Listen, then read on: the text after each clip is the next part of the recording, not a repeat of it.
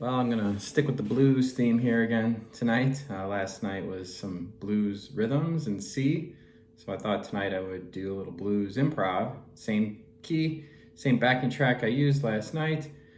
And real quick, I just want to show anybody's interested in the Mickey Magnum t-shirt. This is the cover of our new album. This girl in New York drew this really cool artwork for us. Came out really good on the t-shirt. So our website, mickeymagnum.com, should have apparel or, the shirt and all sorts of stuff we have on there should be for sale soon.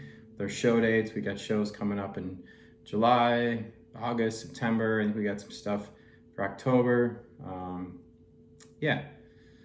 All right, so let's get into the blues. So what I want to do with this is make it simple but musical. And one of the key things I want to get across here is really following the changes. And maybe seeing this in a couple different ways, but also realizing that you can do this in one little area, okay? So I'm gonna play here for you, and I'm gonna show you, and then we'll get into it here.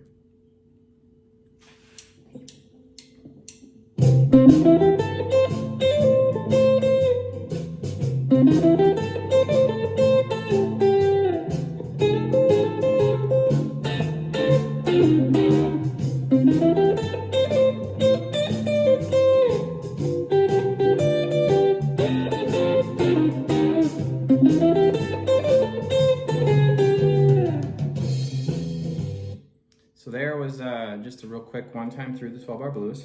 And I hope you could hear how when the chords changed, I really changed with it. So, and I'm using a combination here of arpeggios, major pentatonic, and minor pentatonic. That's really all I was doing here. And I was sticking, to these, almost pretty much to these bottom four strings. Okay, so here's what we need to know. We need to know your C7. Remember, we're in the key of C here, so C7's the 1, F7's the 4, and then G7 is the 5. So what I'm going to be seeing here is I'm going to be seeing my C7 arpeggio,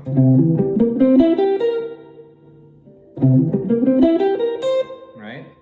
I'm also going to be seeing my F7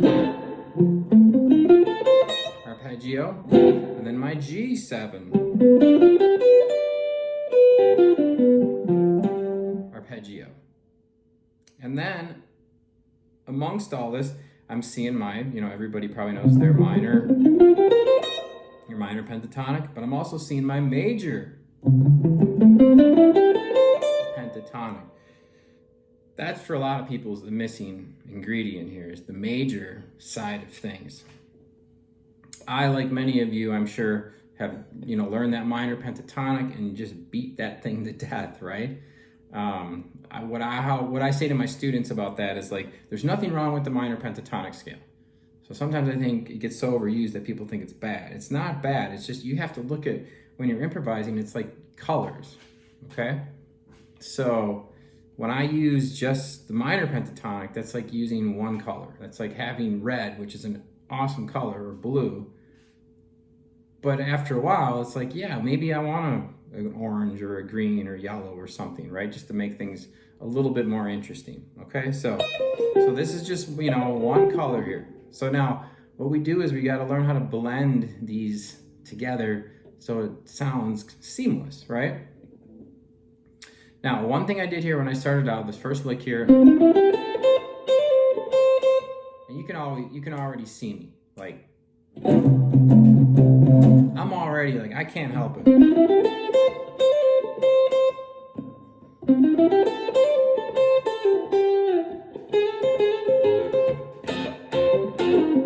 I'm already I'm putting myself in the time there, right?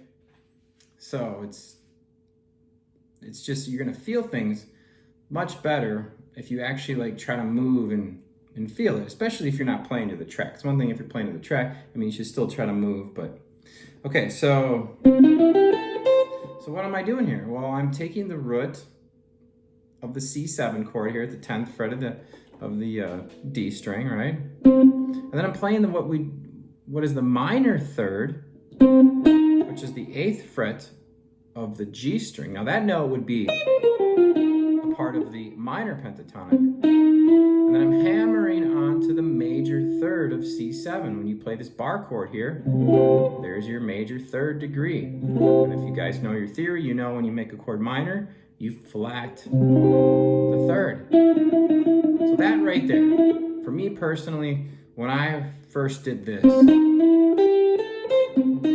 right there, minor third, that changed everything for me, because that was like, that's like blues right there, you know? So that was a big deal for me to kind of hear the, you know, blending the major to minor sound together. Okay, and then from there, I'm just playing the major pentatonic scale, right? So,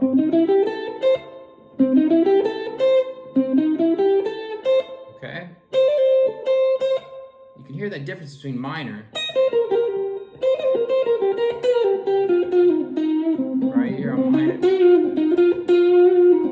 versus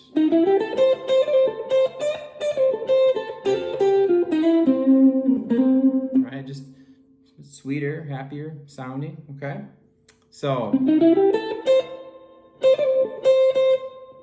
and then I repeated this, and I ended it on the G, which is the 5th degree of the C7 chord. So chord tones, right here, that's just a C triad. 10 on the D string, 9 on the G, 8 on the B, 8 on the high E. That's just right from your E form. So by me adding in a few extra scale tones to the triad or the arpeggio, it makes it interesting, right? Now you could say I kind of did like what was a call and response. And then the second time, I want you to hear this, because I'm thinking here like in terms of 2 bars. There's 4 bars of the 1 chord here, the C. So the first lick here, that's lasting the first 2 bars. And then the second lick, that's lasting the next 2 bars. So I'm going to play this again. I want you to listen to how that works.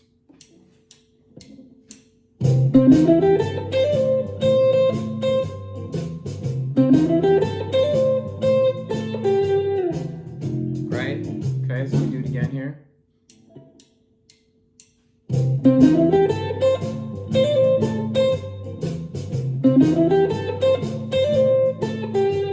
So I might be doing it a little bit different every time, but that's the way it should be, you know. I want it to be different, you know, but it's more or less the ideas, right? Now what's cool about that is that then you're free. You're not just playing licks. You're free to just be musical. So again, I'm not too worried. I'm doing it a little bit different every time, but the idea here is that, you know, I'm thinking in terms of 2 bars, right? I'm not just aimlessly playing. Okay, I'm trying to make this stuff fit right. Okay? So now from there, I led into, that would lead me to the 4 chord, and that's 2 bars. So I'm going to do a 2-bar thing over the F7. Okay, here's my arpeggio here for this. All right. Now I know some of you would wish you had tabs and all that stuff, but you know, use your ears. Use your ears. Like I'm doing this slow enough to where you should be able to figure that out, and it's around this A7 shaped chord, right? So what I'm doing here now is I know where my minor third and my major third is for this F7. So when you play this F7 here, the pinky's the major third, so a half step back from there is the minor third. It's the same sound as this on the C. Okay? I may have done a little, you know, with my middle finger to get a little bit of a spankier. Now what is that? Again, that's just from this F7 chord. This is an A7 shape moved up too. So right here, it's 10 of the B, 11 of the high E. Then I did this, which again is right out of the chord. And I did some minor pentatonic lick, you know. Okay? And then I'm right back. Now I'm gonna see the okay, now this is right out of, where am I at here? This is literally right out of the 5 chord G. This is where we're at now. We're on the 5 chord. That only lasts 1 bar, okay? So I'm seeing my C7 shaped G7 chord. So I'm gonna play right out of, this is my arpeggio. So right here, that's a little G triad, or G arpeggio, sorry. So I'm seeing the root and the 5th of the G7 chord. So I'm just, it's perfect. Like, it's 2 chord tones. I mean, you could say it's out of the C major pentatonic scale. And then I'm back to this for the, that only lasts 1 bar. Then I'm back to the F7, so I'm gonna do this again. A little lick right there. And I'm back to the 1 chord for 1 bar. Then I'm going to the 5 chord for the last bar of turn. I'm gonna walk in down to the G right there. So let me see if I can do it on my own. And you should be able to feel the changes going by.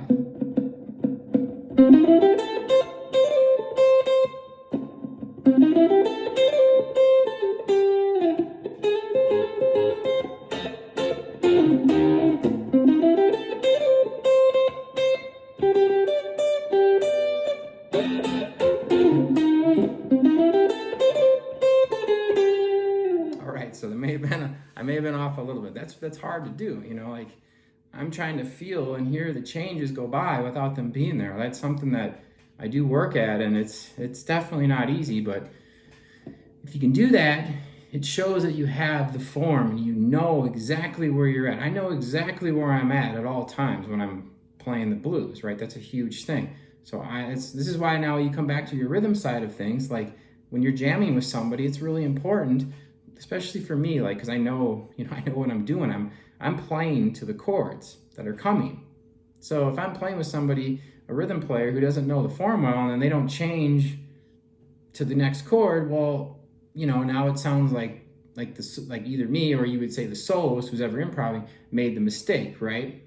So I don't want to have to worry. I always say I don't want to have to worry about the person playing rhythm when I'm improvising, just as much as you wouldn't want to worry about who's playing rhythm for you. You just want to be able to freely just play, improvise, and focus on that, right? So again, you know, please make sure you work on your rhythm and you know the form really well. The better you know the form rhythmically, well, it's going to help you with your improvising too, right? Okay, so what do we take so far from here?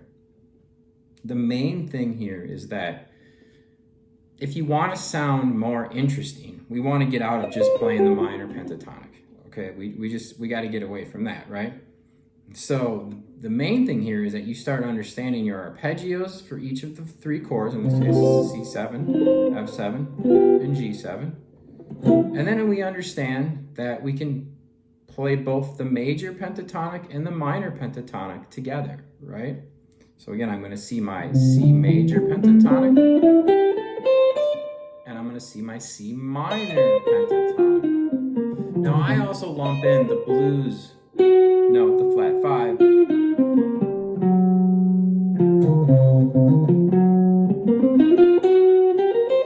Right, so I'm lumping that in there too, okay? So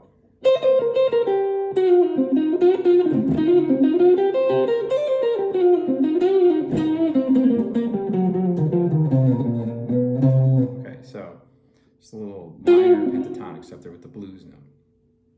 All right, I'm going to show you one more thing now, because I get asked this a lot, and this is kind of like the idea that when it changes to the 4 chord F, do I change into the key of F?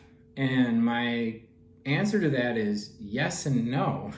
The reason I say yes and no is because you can, but it'll sound repetitive if you do that, okay? Now what I'm talking about is I'm talking about taking the same lick and moving that up. So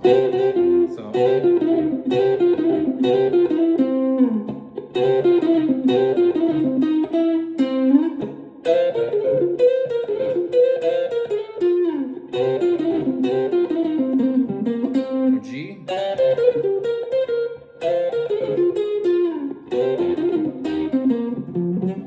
Okay, so now that sounds good. That's cool. Just make sure when if you do that, something like that, that you do that sparingly. That shouldn't happen, every time through. Otherwise, it is going to sound repetitive. So I'm just going to play that with the track once here and see how it sounds.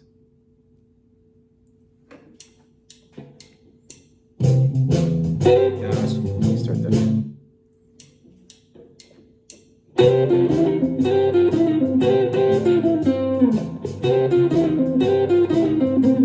Come on up to F. C. G.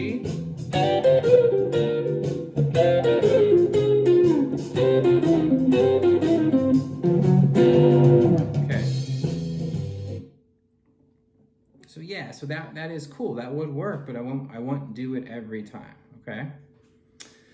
All right. So we'll leave that lesson for good for today. I'm just a quick recap again. So the main idea here is to see arpeggios for each of the 3 chords, and then your major and minor pentatonic together, all in one. So now, if you think there's 5 positions, that means that I want to see the same information in all 5 positions. But you might want to just start with one position first so you get comfortable with it and kind of know how to use that information, and then start expanding out. All right, well, if anybody needs any help with this, just let me know. If you're a student of mine, you want to learn this, just bring it up in lesson, or if you're someone else watching and you want help, contact me, and I'd love to help you with this. Okay, thanks.